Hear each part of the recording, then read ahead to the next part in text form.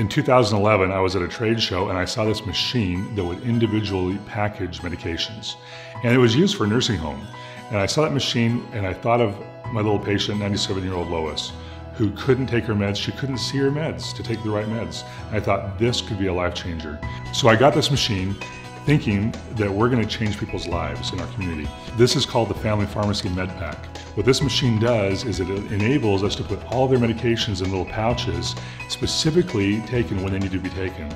No more filling pill boxes, no more wondering if they took their medication for the day. It spells it out right there for them. It makes it very easy to look and see if they've taken their medication.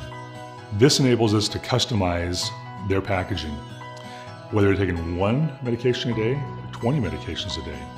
Totally customizable to put them in their packets on how they're doing it. So they'll come out with a morning, an afternoon, an evening, and it starts out the next morning, afternoon, and one continuous roll. So one day after the next. Each of the pouches will have the patient's name, the date, the day of the week, the time of the day to take it. Plus it lists all the medications in there and tells what they look like.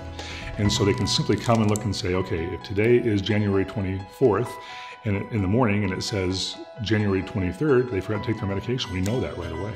So for the first time in their life, they're probably taking their medication exactly right every time. Now the problem with non-adherence or non-compliance is that you'll still have the side effects of the drug, but if you don't take it correctly, you're not going to get the benefit of the drug. If you have any questions at all, please call us. Come into the pharmacy. We have people here waiting to talk to you. You can also look at our webpage, hurricanefamilypharmacy.com, go to our Facebook page, go to our YouTube channel.